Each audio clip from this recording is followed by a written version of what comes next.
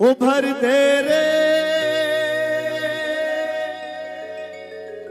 श्याम झोली भर दे ना बहला ओ बातों में ओ ना बहला। आप सभी को नमस्ते। जय माँ ज्वाला देवी। माँ ज्वाला देवी सिद्ध शक्ति पीठ के YouTube चैनल श्री विदुर आश्रम परिवार में आप सभी प्रियजनों का हार्दिक स्वागत है। आज की विवेचना शुरू करने से पहले आप सभी हमारा अभिवादन स्वीकार करें। मित्रों, ये सब हम जानते हुए भी हम गुरु और शिष्य की कुछ परंपराएं, कुछ मान्यताएं होती हैं। मैंने एक वीडियो में आपको बताया था।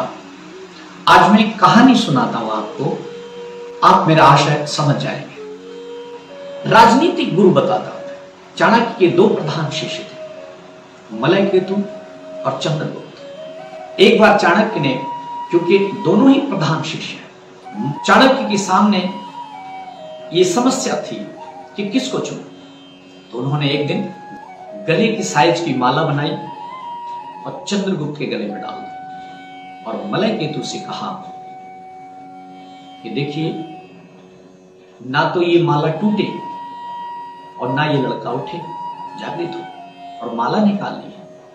मलय केतु रात भर प्रयास करता रहा, उसको समझ नहीं आया, या तो लड़का उठेगा या माला टूटेगी। और उसने यही बात अपने गुरुदेव चाणक्य से कहा कि गुरुदेव, या तो माला टूटेगी या ये लड़का उठेगा, तीसरा कोई रास्ता मुझे नजर नहीं आया।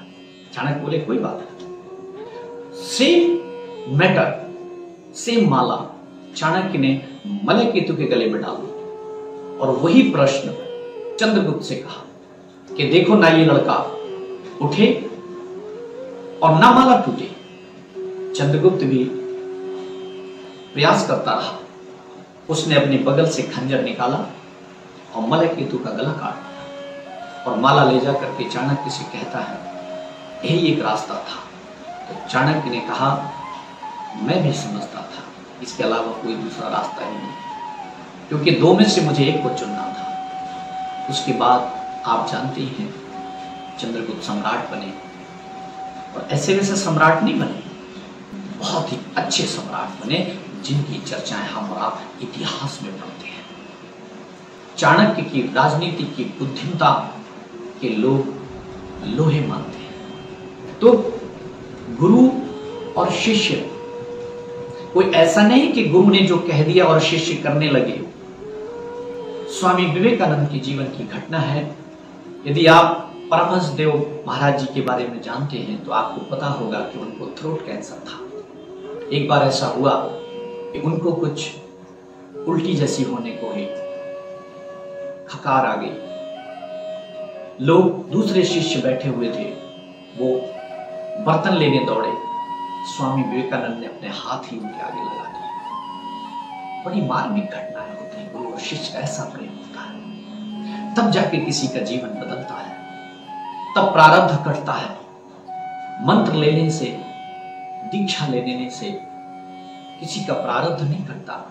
जब तक आप साधना नहीं करेंगे, गुरु के बताए हुए रास्ते पर नहीं चलेंगे, उसमें भी अड़चने आती हैं। फिर गुरु से मार्गदर्शन लें।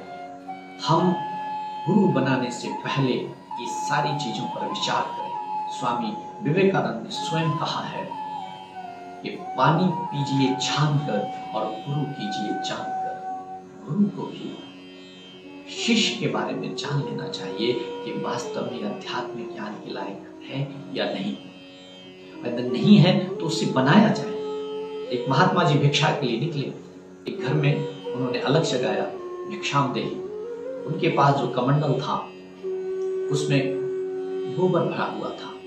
वो महिला आई और उसने देखा, उसने भिक्षा नहीं डाली, हाथ में देकर कुछ बोली नहीं।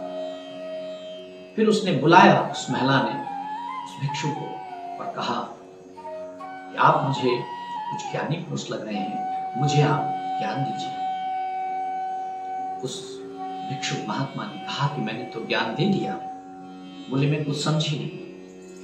उसने कहा, मैंने जब अपना कमंडल जब तुम्हारे आगे बढ़ाया तो उसमें क्या था? उसने कहा गोबर था। फिर तुमने क्या किया? बोले मैं गई, उसको साफ किया, तब मैं भिक्षा डाल के लाई। तो महात्मा जी ने कहा कि कुछ समझी, ऐसे ही आपके भी मन में बहुत प्रकार के विकार भरे हैं, ईर्ष्या, द्वेष, राग, अनुराग, काम, क्रोध, लोभ, मोह, ये बहुत सारे विकार भरे हैं। इनसे जब आप अपने मन को स्वच्छ करेंगे, पवित्र करेंगे, तब ईश्वर का ज्ञान, वेदों का ज्ञान, आध्यात्मिक ज्ञान, गुरु का ज्ञान तब आपके उस पात्र में समाएगा। तो मित्रों, मैं यही कहना चाहता हूं कि एकदम आंख मूंद कर किसी को गुरु न बनाओ। यदि वास्तव में आप अपने प्रारब्ध काटना चाहते हैं तो सबसे पहले तो भजन करने का मन बनाएं, ध्यान करने का मन बनाएं। जो परोपकार के कार्य हैं, जिसको हम यज्ञम वै विष्णु, यज्ञ कार्य जो हैं, उनको करने का मन बनाएं, सेवा करें। सेवा से अच्छा पवित्र कोई दूसरा कार्य नहीं है। जब आप सेवा करेंगे तो अपने आप ही आपको उसकी मेवा मिलना प्रारंभ हो जाएगी। तो मैंने ये कहानी आपको इसलिए बताई क्योंकि बहुत शीघ्रता होती है लोगों को गुरु बनाने की, और गुरुओं को भी यह होता है कि भाई जल्दी से मंत्र दे दो, बस एक शिष्य तैयार हो जाए।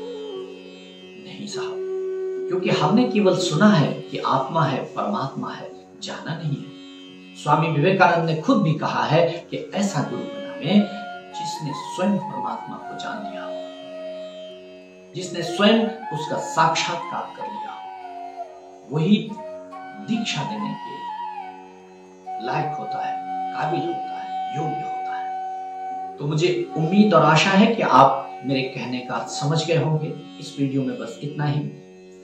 मिलते हैं अगली वीडियो में, तब तक के लिए आप खुश रहिए। आप यूं ही हमेशा हंसते मुस्कुराते रहें, स्वस्थ रहें, मस्त रहें, व्यस्त रहें और अस्त व्यस्त ना रहें। जय श्री राम।